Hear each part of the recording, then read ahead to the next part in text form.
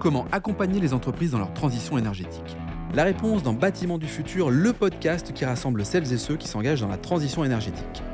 Cette semaine, Catherine Moutet, responsable du département AFNOR Énergie Ingénierie, décrypte les enjeux de la normalisation et de la certification AFNOR. Quel rôle doivent jouer les entreprises dans la transition énergétique? Qu'est-ce que la norme ISO 50001 ou encore comment les critères d'efficacité énergétique évoluent pour valoriser les énergies renouvelables? Catherine nous donne les clés pour que la transition énergétique s'installe au cœur même des entreprises et se pérennise. Bâtiment du futur, un format proposé par Schneider Electric. Bonjour Catherine. Bonjour Laurent. Alors Catherine, je suis ravi de t'accueillir ici à Energy Time, l'événement annuel de l'excellence énergétique. On est dans le studio de Schneider Electric, en plein milieu du salon. Catherine, toi tu es responsable du département AFNOR Énergie Ingénierie et qui porte la marque AFNOR Énergie. Alors pour commencer, est-ce que tu peux nous parler en 2-3 mots de ton entreprise ? Oui, tout à fait. Donc, AFNOR est connu pour son premier métier, qui est la normalisation, puisque nous animons le système français de normalisation. Mais nous avons également 4 autres métiers. Oui. Alors, nous sommes d'abord éditeurs. Nous publions l'ensemble des collections de normes au niveau français. Oui. Ces normes sont essentiellement maintenant d'origine européenne ou internationale. On a également donc un autre métier qui est celui de la certification. AFNOR Certification, pour lequel on est connu, puisqu'on est le premier certificateur du système de management en France. Et on y reviendra après, justement, sur une certification hyper importante dans le cadre de la sobriété. Oui, tout à fait. Et puis également, nous avons une filiale de formation, AFNOR Compétences. Et puis, il y a également mon département où nous portons l'activité de conseil, justement, sur l'efficacité énergétique et le carbone. Et on intervient au sein du salon à diverses reprises sur ces sujets qui sont tout à fait fondamentaux actuellement. En plein cœur de l'actualité.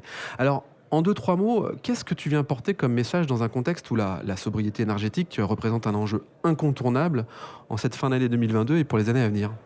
Ce que je voudrais dire, c'est qu'en fait, sur la sobriété énergétique, on ne s'improvise pas. D'abord, il faut démontrer qu'on est sur la bonne trajectoire et pour ça, il faut des données. Oui. Il faut des données qualitatives, sur lesquelles on peut baser ces calculs d'économie. Et pour atteindre les résultats, faut embarquer les équipes. Ça aussi, c'est le deuxième message. Embarquer les équipes sans lesquelles on n'arrivera pas aux résultats escomptés, qui sont, la marche est quand même assez haute à franchir. Par contre, elle est tout à fait franchissable quand on est organisé. Alors, ce qui est intéressant, je te coupe, c'est que globalement, la bonne intention, c'est de se dire, nous, on va faire attention à notre énergie au sein de l'entreprise, parce qu'on sait que l'entreprise a un rôle fondamental à jouer. Ça se déclare, mais ça s'improvise pas. Ça veut dire que globalement... Et ça se mesure et ça se suit. C'est ça. Et ça se pérennise. Donc, en gros, faut pas que ça soit bullshit, en mode, je suis politique de sobriété énergétique. Il faut passer au-delà de ça et il faut l'organiser. C'est ce que tu es en train de dire. Exactement. Faut pas que ça soit du one-shot, parce que tout le monde sera déçu. Ouais. Je le répète, faut embarquer les personnes. Et c'est vrai qu'on parlait d'une méthodologie. L'AFNOR, c'est le temple de la méthodologie, de la norme. Et donc, c'est vrai que la norme ISO 50001, qui est un référentiel international, c'est vraiment donc le sésame sur une sobriété dans le temps immédiate. On a des tas de retours d'entreprises qui, quand elles se mettent en système de management de l'énergie, il y a tout de suite des résultats. Ouais. Exactement.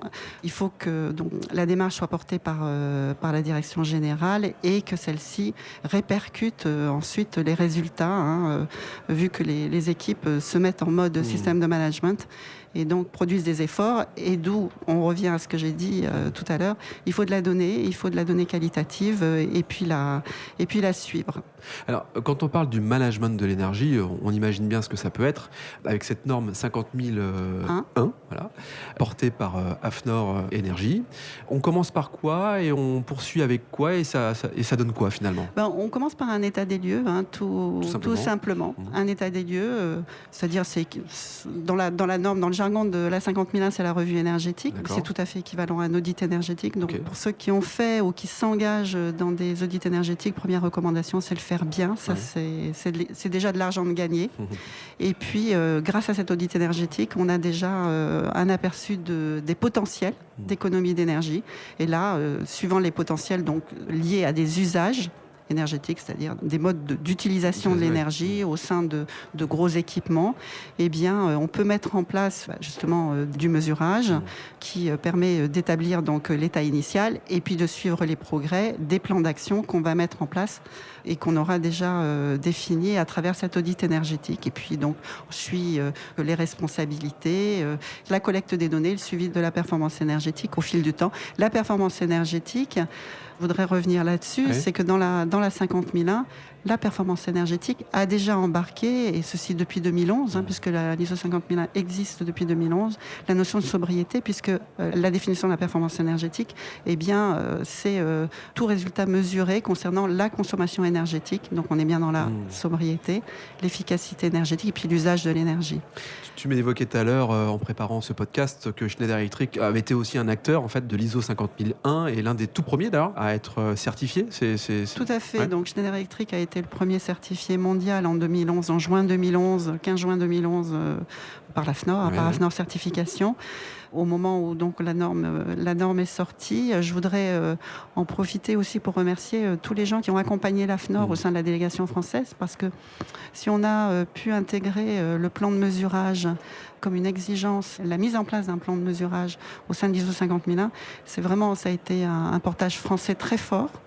Et c'est pour ça, je pense que l'ISO 50001, dès la version 2011, était déjà une norme très opérationnelle. La version 2018 n'a fait que renforcer justement ce concept de monitoring de la performance, puisqu'elle a introduit l'exigence de démonstration de l'amélioration de la performance énergétique, donc de ces résultats qui embarquent la sobriété. Je veux vraiment le souligner, parce que la performance énergétique, ça peut paraître une expression un peu barbare, mais en fait, ça part de la mesure de la consommation énergétique. C'est hyper concret, c'est hyper concret. Donc, la norme a été retravaillée en 2018, si je comprends bien. Est-ce que là, du coup, avec l'urgence climatique qu'on a pu apercevoir cet été, principalement, il y aura une version 2022-2023 ? Alors, il se trouve que l'ISO, effectivement, réfléchit à... Parce qu'en fait, les normes doivent être révisées tous les 5 ans pour voir si elles répondent toujours aux enjeux. Et ça, on est en plein dedans. Voilà. Et l'ISO a commencé donc à récolter des avis sur les besoins de révision. Moi, ce que je vois, c'est... Encore une fois, on voit l'Europe apparaître, c'est finalement le bas carbone qui s'inscrit dans les démarches donc, de management de l'énergie, le système de management de l'énergie qui était jusqu'à présent focalisé sur la performance énergétique, on en a parlé. Et là, on voit arriver des exigences, on devrait voir arriver, je ne veux pas, parce que ça passe par des votes, etc., des exigences autour donc, de la part d'énergie renouvelable dans le mix qui accompagnerait donc des démarches de système de management de l'énergie. Donc vous n'êtes pas sans savoir que la directive efficacité énergétique est en révision dans le cadre du PAC Fit for 55 et que donc elle portait dans sa version 2012 donc une exigence d'audit énergétique et si on était certifié ISO 50001 le système de management de l'énergie, on était dispensé de cet audit énergétique et que, en fait, l'obligation donc, de réaliser un audit énergétique était basée sur la taille de l'entreprise. Et là, on évoluerait, parce que la directive n'est toujours pas publiée, on évoluerait vers donc une éligibilité qui est basée sur le niveau de consommation énergétique. Et il y aurait des exigences, justement, dans l'audit ou le système de management de l'énergie sur donc, la part d'énergie renouvelable. Oui, donc on voit que les choses s'adaptent en fait en fonction de la situation. D'ailleurs, les entreprises ont un rôle à jouer dans le processus de transition énergétique et écologique du territoire. Comment peuvent-elles associer finalement les enjeux économiques et les enjeux environnementaux ? On le voit, là actuellement, malheureusement, l'enjeu économique est prégnant lié à l'énergie. On voit des entreprises qui sont obligées d'arrêter, ou de suspendre leur activité pour un certain temps. Nous-mêmes à l'AFNOR, on a des propositions de nouveaux contrats où la facture est multipliée par 3. Donc, voilà.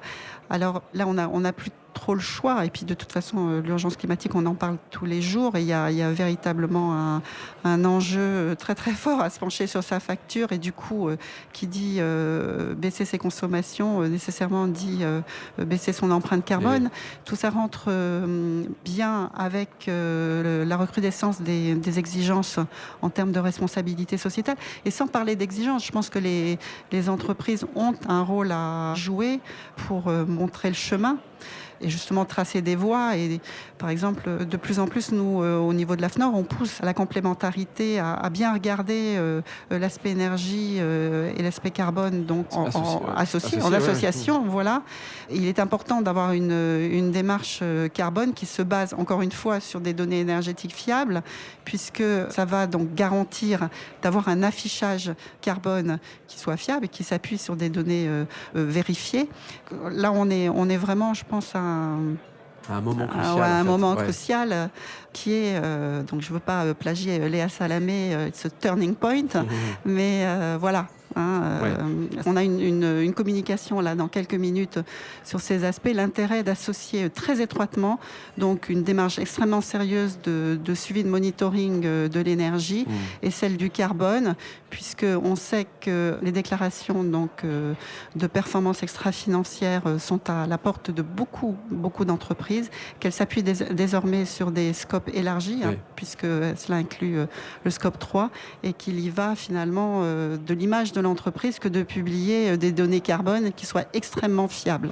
Et, très intéressant ce que tu dis sur l'image de l'entreprise, parce que je pense qu'effectivement l'image auprès du grand public, mais finalement aussi la marque employeur, on dit souvent, je pense que des jeunes vont privilégier certainement des entreprises qui sont adaptées à leur monde et qui prennent un virage extrêmement intéressant et important. Sobriété énergétique ne s'improvise pas, je pense qu'on peut conclure là-dessus.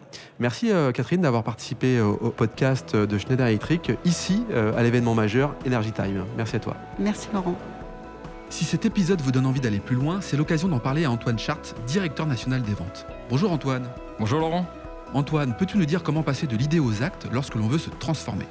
Laurent, c'est très simple. Les sujets de transformation digitale, de décarbonation et d'électrification sont au cœur de la stratégie Schneider Electric. Et comme on a pu l'entendre dans ce podcast, l'ambition de Schneider Electric est d'accompagner les entreprises du territoire sur ces enjeux de transformation. Pour entrer en contact avec nous, rien de plus simple, le site internet www.se.com ou mon profil LinkedIn où je me ferai un plaisir de vous répondre. C'est très simple, merci Antoine. Merci Laurent.